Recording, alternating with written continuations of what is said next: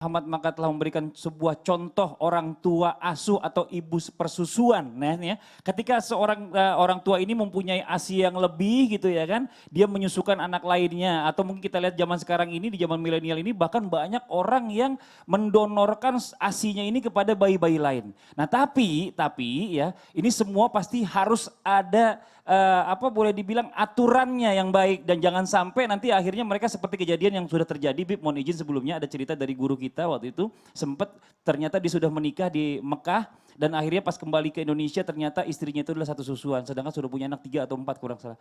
Kalau sampai akhirnya dia kembali lagi dan menceraikan istrinya dan ini adalah kejadian yang benar-benar menyakitkan hati ya dan tidak bisa berbuat apa-apa gitu loh. Bagaimana penjelasannya, silakan Bib.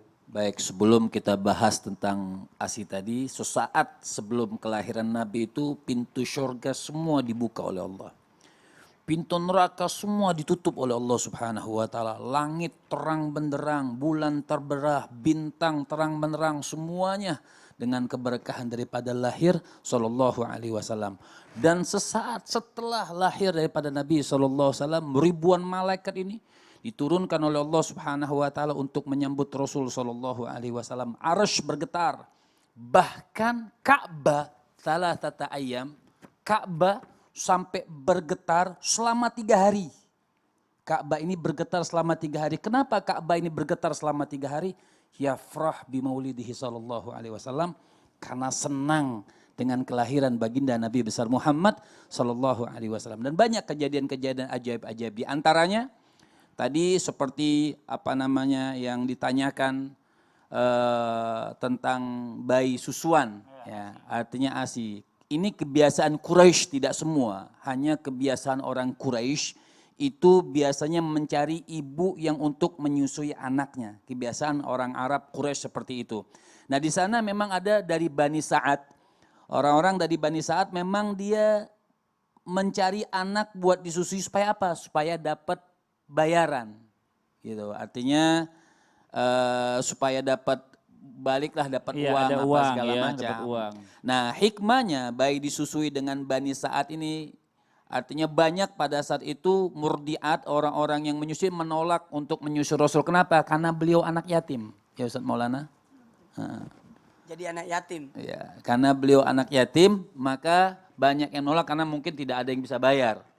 Tapi ada Halimah As-Sa'diyah, Masya Allah seorang perempuan yang tawadhu, maka beliau mau menyusui Rasul sallallahu alaihi wasallam. Hikmah yang pertama, kenapa milihnya Bani Sa'ad? Kenapa milihnya di dusun? Karena di kota Mekah, di perkotaan kurang bagus pertumbuhan seorang anak dengan pergaulannya. Walaupun masih bayi, makanya dititipkan di dusun namanya Bani Sa'ad. Seperti itu. Dan yang kedua, kenapa juga di Bani Sa'ad terkenal di Jazirah Arab, Bani Sa'ad ini lughatul Arabiyanya lugah yang paling bagus. Ya, lugah Arabnya, bahasa Arabnya bahasa yang paling bagus. Makanya Nabi SAW dititipkan oleh ibunya Sayyidatuna Aminah kepada Halimah supaya bahasanya lebih fasih, supaya bahasanya lebih bagus gitu. Nah kalau buat zaman sekarang boleh aja, tapi tata cara yang dinamakan susuan itu kalau kembali dalam ilmu fikih mesti 5 kali nyusuin baru dikatakan itu saudara susu. Mesti 5 kali. Misalnya kalau 5 kali itu nunggu kenyang baru dihitung sekali. Misalnya sekali nyusuin, lepas nyusul lagi, masih lapar. Itu belum dikatakan sekali. Tapi kalau dia sudah nolak berkali-kali nyusu sudah nolak, nah baru sekali. Kemudian kedua begitu juga, ketiga begitu juga, sampai kelima baru dikatakan saudara susu, dia tidak boleh menikah dengan saudara susuannya, haram hukumnya seperti itu. Tapi lihat dalam menyusui pun Rasul SAW itu paham, ngasih kecil sudah memang basyarun lakal basyar, manusia tapi tidak seperti manusia biasa. Rasulullah nyusu sebelah kanan.